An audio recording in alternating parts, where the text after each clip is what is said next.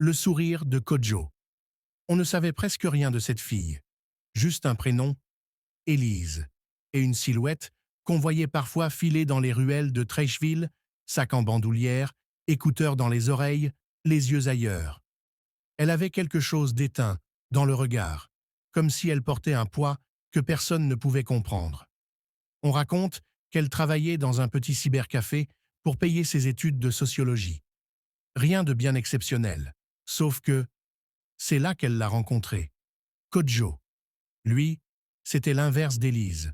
Présent, charismatique, habillé comme un diplomate, sourire blanc, comme les murs d'une clinique.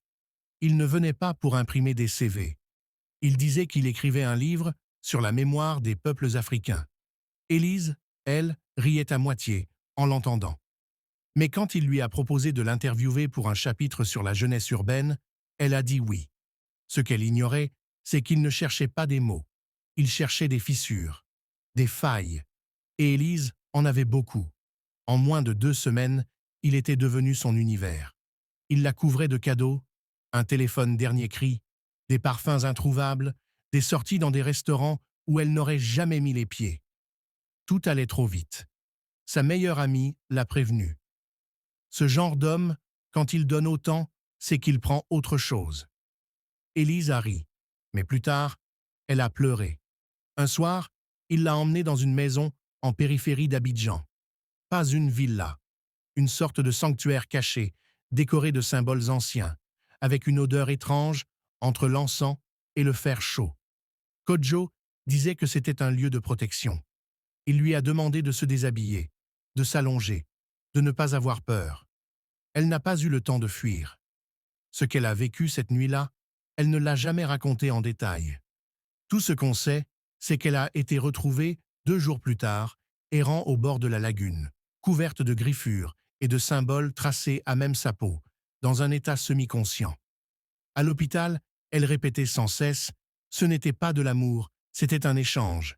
Il a pris quelque chose. » Le médecin a évoqué une crise psychotique, mais la psychiatre, elle, a vu autre chose dans les yeux d'Élise.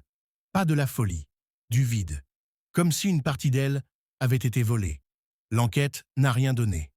La maison n'existait pas dans les registres cadastraux. Le nom Kodjo était un faux. Pas d'identité, pas de compte bancaire, pas de traces. Seulement des témoignages flous de jeunes femmes disparues ayant, elles aussi, croisé un homme à la montre brillante et au sourire parfait. Ce qui a changé les choses, c'est un carnet. Un petit carnet noir qu'Élise avait gardé sans s'en souvenir. À l'intérieur, des prénoms, une dizaine, tous féminins, certains barrés. Et au bas de la dernière page, une phrase « Offerte à l'aube pour que la nuit ne me prenne pas ». Une ancienne prêtresse Krou, consultée par une journaliste locale, a parlé d'un collecteur d'âmes, un être entre 2 mondes, qui s'alimente de l'énergie vitale des femmes au moment de leur vulnérabilité la plus intime. Un pacte de longévité, renouvelé à chaque offrande. Quand Élise a appris ça, elle s'est effondrée. Mais au lieu de fuir, elle a décidé de parler, de dénoncer, à visage découvert, à la télévision. Malgré les menaces anonymes, malgré les cauchemars. Le soir de l'interview, juste avant de passer à l'antenne, la lumière avait Alors filé lâche dans le un petit studio. like et abonne-toi, Le technicien ça fait a plaisir juré et ça entendre me une booste voix à fond dans pour la son suite. casque. Un souffle. Mais l'émission a été diffusée. Élise a raconté tout ce qu'elle savait. Et elle a terminé par ces mots. « Je ne veux pas qu'il prenne une autre, que ça s'arrête avec moi. » Depuis, plus aucun signalement, plus aucune disparition. Le nom de Kodjo s'est effacé comme il était venu. Élise, elle, vit aujourd'hui à l'intérieur d'un couvent reconverti en centre de soins spirituels. Elle parle peu, mais elle écrit beaucoup. Elle enseigne à d'autres jeunes filles à se méfier de l'apparence, à écouter leur instinct, à ne jamais ignorer les signes. Certains disent que la nuit, elle allume des bougies pour les noms dans le carnet. D'autres jurent l'avoir vue parler seule, les yeux levés vers le ciel, comme pour surveiller les ombres. Ce n'est pas une histoire d'amour, c'est une histoire de pouvoir, de pacte invisible.